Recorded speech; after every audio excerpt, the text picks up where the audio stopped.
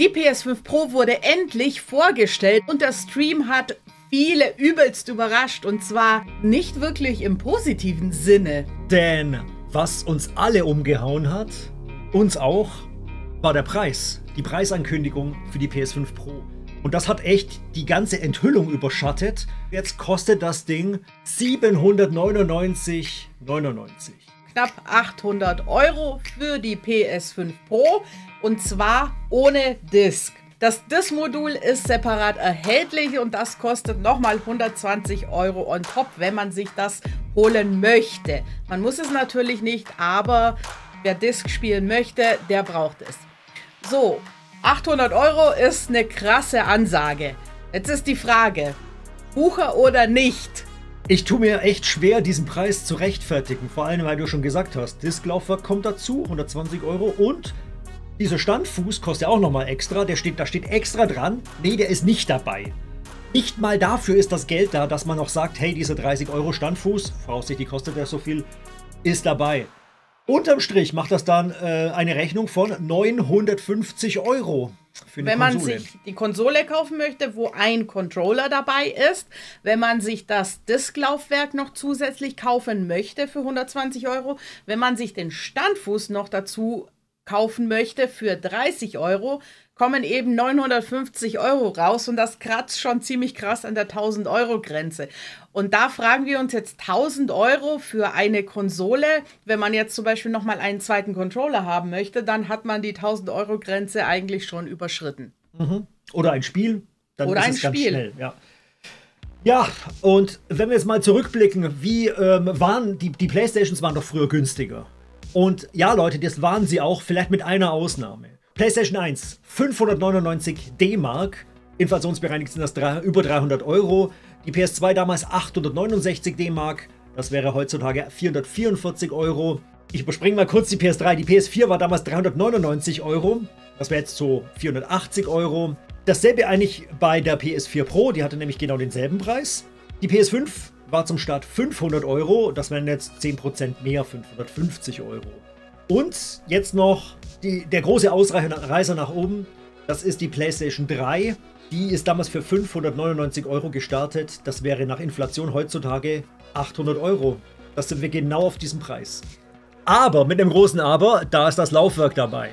Es ist aber unterm Strich tatsächlich nicht die teuerste Konsole ever. Ich habe mal ein bisschen rumgeguckt. Mir fällt nämlich immer wieder ein Negativbeispiel, Anfang der 90er war das 3DO, das unter anderem von Panasonic erschien. Das Teil hat damals 700 $ gekostet, allerdings zum damaligen Kurs. Das wäre heutzutage der doppelte Dollarpreis und das wären umgerechnet über 1300 €. Ja, das Ding war aber auch ein Flop, also deswegen würde ich das nicht unbedingt gleichstellen. Das Gerät an sich, die PS5 Pro, ist ja kein schlechtes Gerät. Es ist ein gutes Gerät, auf jeden Fall. Es bringt gute Technik, die natürlich nicht günstig ist, aber 800 € ist halt natürlich für jeden etwas happig. Und die Frage ist, ob das Upgrade der PS5 zur PS5 Pro wirklich diesen Preisunterschied rechtfertigt. Denn was haben wir denn mehr drin? Wir haben vor allen Dingen eine viel bessere GPU, den Grafikchip, und natürlich auch mehr Performance, vor allen Dingen in Sachen Raytracing. Die Präsentation hat sich ja darum bemüht, zu zeigen, wie viel besser die PS5 Pro ist, mit Vergleichsvideos. Dummerweise hat man es halt echt schlecht erkennen können. Man hat es gesehen bei weiter entfernten Objekten, dass da schärfere Details im Hintergrund sind. Der Unterschied ist, finde ich, in der Leistung an den Spielen sichtbar viel zu gering. Dafür, dass ich sage, okay, ich lege jetzt 300 € mehr drauf. Natürlich wäre es interessant zu wissen, die Kalkulation von Sony, wie viel sie diese Entwicklung der PS5 Pro gekostet hat und wie viel die Hardware an sich kostet. Weil ich denke, so ein Prozessor und so eine Speicherkarte und so weiter und so fort, alle Komponenten werden nicht günstig sein. Ich denke, dass sie wahrscheinlich bei der PS5 schon recht knapp kalkuliert haben. Da gab es ja sogar eine Preiserhöhung, dreisterweise, auf 550 €. Ich denke jetzt, dass sie bei der PS5 Pro einen gewissen Gewinn machen können. Weil vor allen Dingen, wenn man das vergleicht, die Konsole kostet ja bei uns 800 €, in den USA kostet sie ja nur 700 $.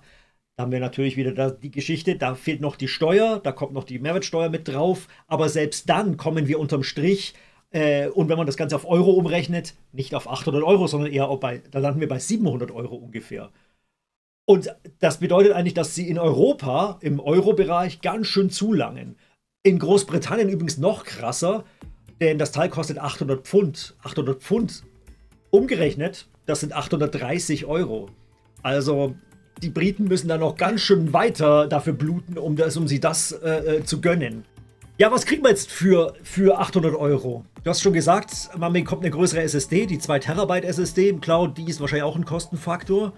Wir haben allerdings den identischen Arbeitsspeicher, der noch einen Ticken schneller ist. Wir haben eine leicht verbesserte CPU, eine erheblich verbesserte GPU mit entsprechender Mehrleistung und natürlich vor allen Dingen bessere Performance beim Raytracing. Und ja, Upscaling, das ist da auch das große Schlagwort. Und da haben wir Auflösungen bis 8K. Und die Frage ist jetzt, genau diese Punkte rechtfertigen die jetzt den Preis. Was hat sich jetzt Sony dabei gedacht, da einfach 800 Euro dafür zu verlangen? Ich denke, die werden das durchkalkuliert haben. Nur haben sie auch mit den Spielern und mit den Käufern da gerechnet. Werden die Leute wirklich bereit sein oder werdet ihr bereit sein? Das würde uns interessieren. Schreibt es in die Kommentare. Werdet ihr bereit sein, 800 Euro dafür zu bezahlen? Und zwar in welchem Fall auch? Werdet ihr 800 Euro bezahlen, wenn ihr jetzt schon eine aktuelle PS5 oder PS5 Slim habt und würdet gerne upgraden auf die PS5 Pro? Oder habt ihr noch gar keine PS5 vielleicht und sagt dann, okay, wenn ich mir die zulege, dann lege ich mir gleich die PS5 Pro zu. Das ist ja auch eine Überlegung. Andererseits könnte jetzt natürlich die normale PS5 günstiger werden. Nur eben, ist jetzt das Wucher, ist das jetzt unverschämt von Sony? Ja. Ja, ich denke, dass die PS5 Pro ist gewissermaßen ein Nischenprodukt. Fast wie PlayStation VR 2. Denn für die meisten Leute, da reicht die normale PS5, die Slim. Und die Pro braucht ihr echt nur, wenn ihr, ich sage jetzt mal, ein Enthusiast seid in Sachen Grafik. Wenn ihr da ganz genau hinguckt. Wenn ihr vielleicht auch einen 8K-Fernseher habt, wo ihr sagt, ich hätte gern mal endlich was in 8K. Oder wenn ihr ein Heimkino habt, wo eben auch das Bild zählt. Ich würde das jetzt gerne vergleichen mit zum Beispiel Handys, iPhone oder ein MacBook und das MacBook Pro. Oder das iPhone oder das iPhone Max. Oder...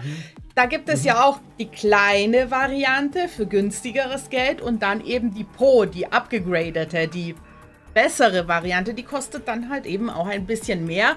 Und das ist dann wirklich, wie du gesagt hast, so für die Enthusiasten, die sagen, okay, ich will mir das Teil leisten, ich kann es mir auch leisten, deswegen hätte ich gerne die Pro-Variante. Ich bin mal gespannt, wie gut sich die verkauft, vor allen Dingen im Verhältnis zur Standard PS5.